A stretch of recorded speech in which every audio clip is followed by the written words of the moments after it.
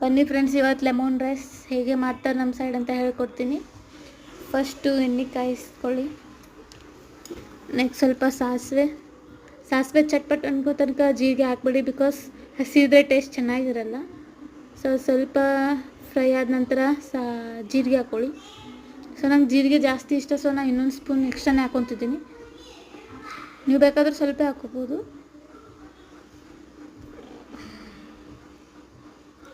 ಜೀರಿಗೆ ಎಕ್ಸ್ಟ್ರಾನೇ ಹಾಕ್ಕೊತಿದ್ದೀನಿ. ಈಗ ಈ ಥರ ಚಟ್ಪಟ್ ಅನ್ನೋ ತನಕ ಏನೂ ಹಾಕೋಕ್ಕೆ ಹೋಗಬೇಡಿ, ಬಿಕಾಸ್ ಟೇಸ್ಟ್ ಚೆನ್ನಾಗಿರಲ್ಲ. ಈಗ ಕರಿಬೇವು ಹಾಕ್ಕೊತಿದ್ದೀನಿ. ಈ ಥರ ಚಟ್ಪಟ್ ನೋಡಿ ಫ್ರೆಂಡ್ಸ್, ಈ ಥರ ಚಟ್ಪಟ್ ಅಂದರೆ ಕ್ರಿಸ್ಪಿಯಾಗಿ ಚೆನ್ನಾಗಿ ಬರುತ್ತೆ ಫ್ಲೇವರ್. ಹಸಿ ಚೆನ್ನಾಗಿರಲ್ಲ.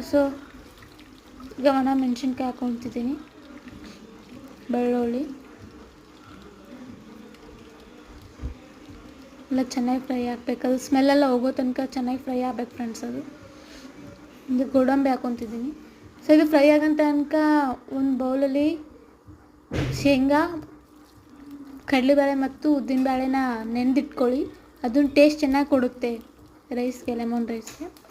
ಮತ್ತು ನಾನು ಗ್ರೀನ್ ಚಿಲ್ಲಿ ಆ್ಯಡ್ ಮಾಡಿದ್ದೀನಿ, ಸ್ವಲ್ಪ ಸ್ಪೈಸಿ ಆಗಿರಲಿ ಅಂತ ಸೈಡಲ್ಲಿ.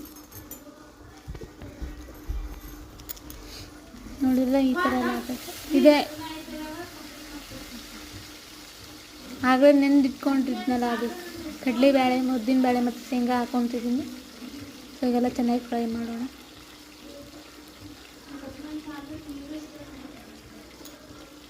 ರುಚಿಗೆ ತಕ್ಕಷ್ಟು ಉಪ್ಪು,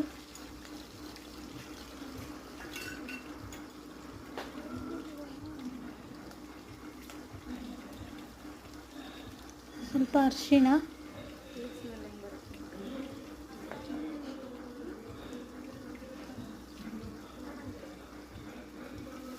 ಚೆನ್ನಾಗಿ ಮಿಕ್ಸ್ ಮಾಡಿ.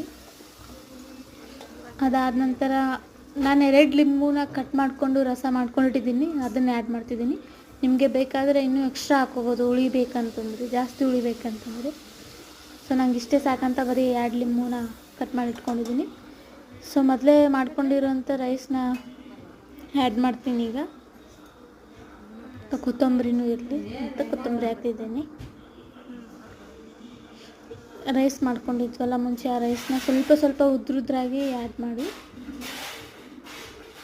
ಜಾಸ್ತಿ ರೈಸ್ ಜಿಗಿದ್ರೆ ಟೇಸ್ಟ್ ಕೊಡೋಲ್ಲ, ಅದು ಉದ್ರಾಗಿರ್ಬೇಕು. ನೋಡಿದ್ರೆ ಫ್ರೆಂಡ್ಸ್, ಲೆಮನ್ ರೈಸ್ ರೆಡಿ.